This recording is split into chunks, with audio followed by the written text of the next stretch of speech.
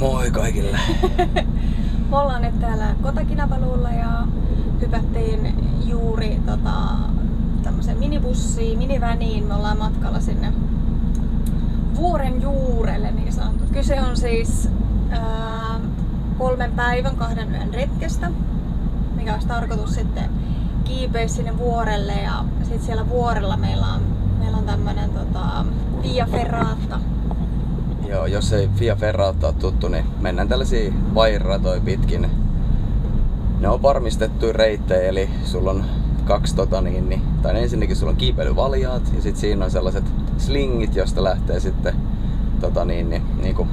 niitä on 2 kappaletta ja molemmissa päissä sitten karabiinit, ja sit sä oot aina vähintään jommalla kummalla klipattuna siihen vaijeriin kiinni, eli noin 99% ajasta niin sä oot koko aika kiinni siinä vaijerissa. Semmonen aika hurjaa varmaan tiedossa. Pitäisi olla maailman korkein Via Ferrata. Saa nähdä, että kummallakaan ei ole kokemusta kyseisestä etenemistyylistä, niin voi olla aika kuumottavia paikkoja, mutta sehän nähdään sitten. Ja jännäksi tän tekee se, että täällä on tällä hetkellä sadekausi. Ja päästäänkö toteuttaa tätä Via Ferrataa turvallisuussyistä, että jos kauheasti sataa vettä, niin sitten se ei päästä tekemään sitä. Kyllä. Mut hei, lisää kuvia ja videopätkiä matkan varrella. Joo, nyt meillä on tosiaan tämmönen, olisiko 2,5 tuntia? 2 tuntia. 2 tuntia autossa istumista. Ajomatka. Joo. Yes. Okei, nähdään.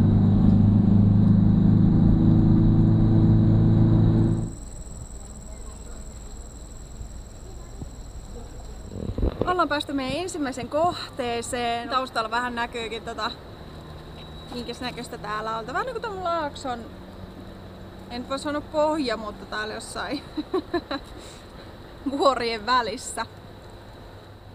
Huomenna meidät sit noudetaan ja sit siirrytään sinne. No, ne käytti nimikettä Basecampi, niin eiköhän me Basecampille sit olla menossa. Et sinne kaikki kamat messiin ja sit alkaa tallaaminen. No niin, trekki on lähtenyt käyntiin.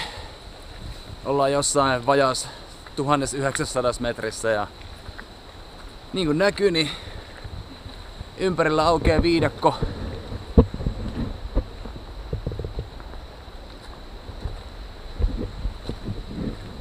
Vielä ollaan toistaiseksi säästetty sateelta, et katsotaan, että kuinka pitkään saadaan kulkea kuivana.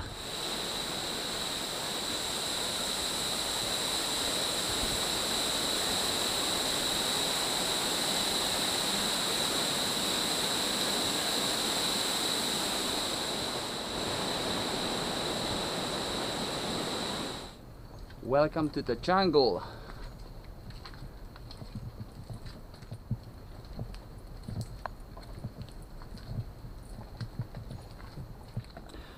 Ylös mennään. Joku 2100 olisi varmaan mittarissa tällä hetkellä korkeutta siis. Me ollaan tultu joku kilometri, 50 metriä ehkä. 2196. Sieltä tuli takaa tarkka 2196. Alkaa pikkuhiljaa maisemat aueta. Sinne ollaan menossa kohti korkeuksia.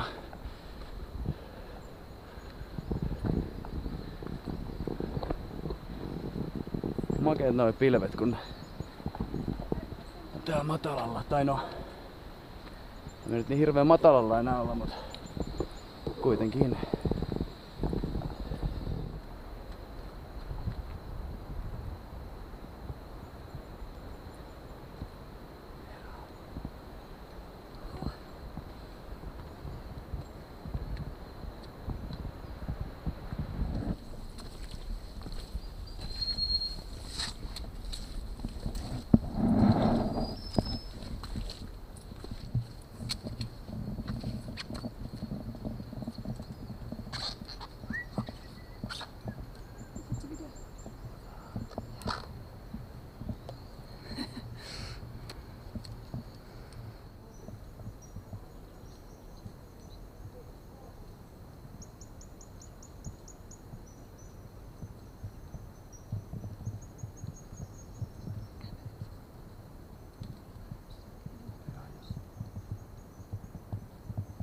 Okei, täällä mennään 3500 tällä hetkellä.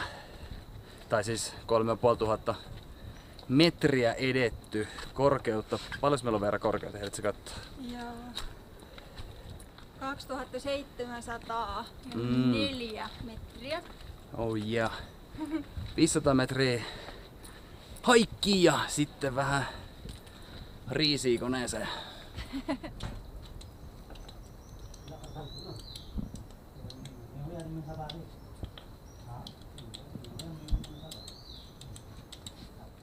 Homma etenee. Varmaan joku 2800 metriä korkealla ollaan tällä hetkellä. Vajaa pari kilometriä matkaa sinne basecampille vai miksi ne sitä nyt kutsu täällä päin. Ruokaa on ladattu koneeseen ja nyt sit kiputaan näitä pikku portahia täällä ylöspäin. Paikalliset roudaa kamaa ylös ja vissiin rakennetaan jotain. Tossa meni äsken hetki sitten vähän rakennustarvikkeita. No niin, siellä se Veera painelee menemään, ei muuta kuin lykkyä tykö.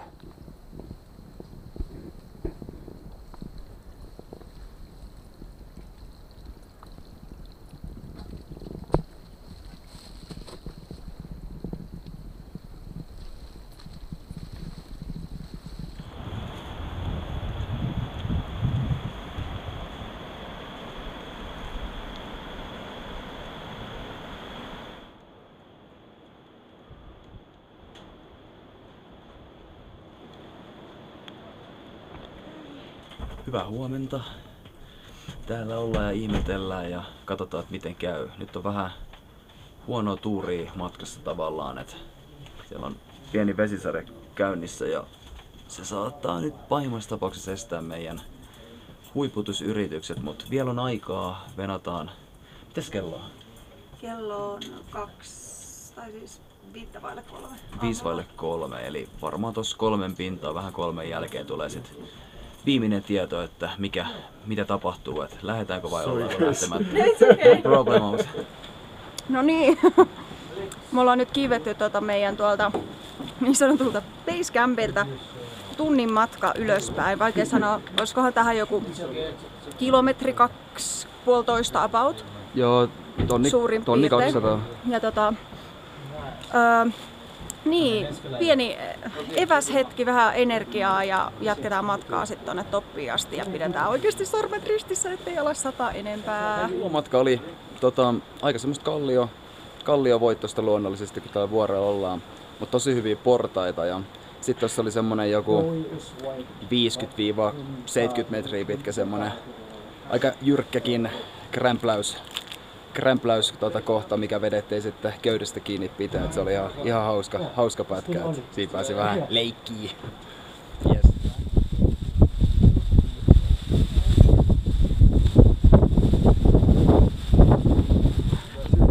No niin, täällä topis ollaan. Siinä näkyy.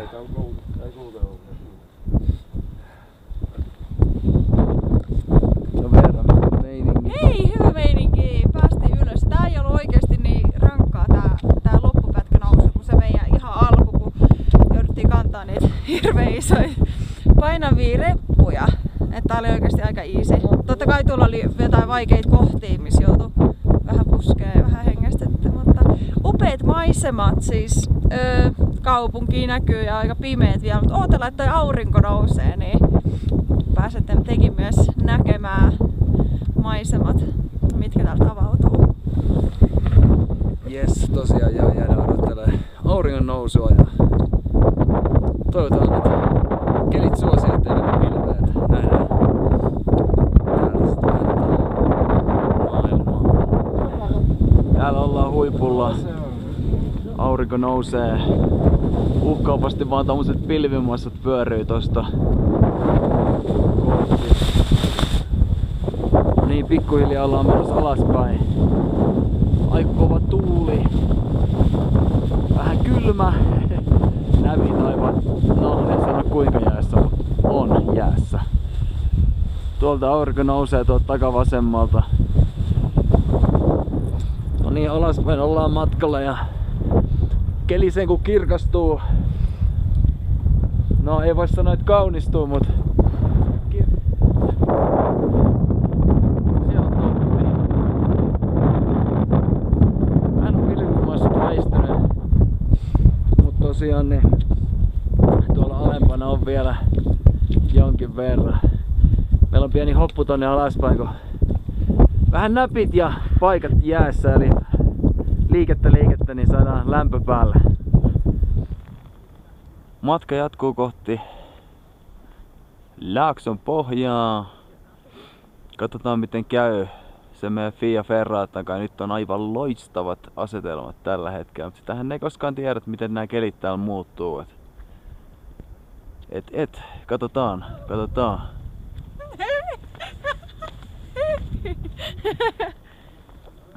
Yes. Tosiaan täällä mennään ja nautiskellaan. Matka jatkuu. Jep, moro. Okei, täällä pistetään kamoja kasaan ja kohta lähdetään. No niin. We are ready! Kyllä. No niin, retki lähestyy loppua. Naru jäikin. Retki lähestyy loppua. Viimeiset säädöt ja loppu hämättää. Eikö on siinä yksi vielä? On tossa vielä.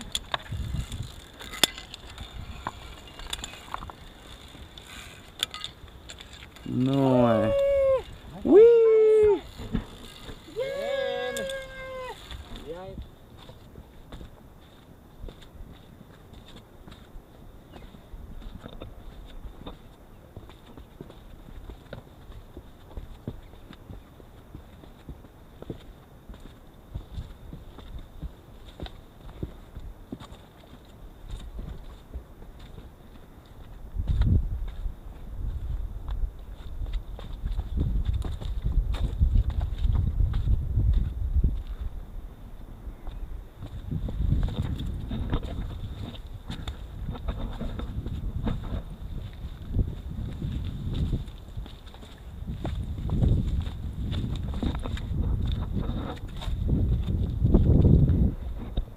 No niin, meidän matka on nyt sitten alkanut alamäkeen. Eli ollaan nyt lähdössä pois tuolta meidän leirintäalueelta. Ja siitä sitten bussilla parin tunnin ajomatkan päähän Kota-Kinabaluuhun. Päästään tänään onneksi hyvään hotelliin, suihkuun ja huoltaa kamoja ja nukkumaan. Voin kertoa, että on kyllä monen tunnin univelat tässä alla. Mutta ei tämmöistä, tietä, mutta polkua me täällä tallataan aika kivistä. Ihan kivasti tulee tuommoista eksentristä lihastyötä reisille. Ja voin kertoa, että jalat muutenkin tutisee tästä muutaman päivän haikkauksesta ylöspäin. Kunnon treeniä ollut. Ja kiva ollut ennen kaikkea. Niin ja hei, sellainen juttu, jos päätätte kiivetä korkeuksia, oli vuori mikä tahansa, niin suosittelen kyllä lämpimästi noita sauvoja. Säästää pirusti polviin näissä alamäissä. Alkuun saattaa tuntua, että hitto, en mä nyt jaksa kantaa mitään alumiinipätkiä, mut haluan vaan, että jälkikäteen on sit taas hyvä olla viisas. Nimimerkillä tässä mennään.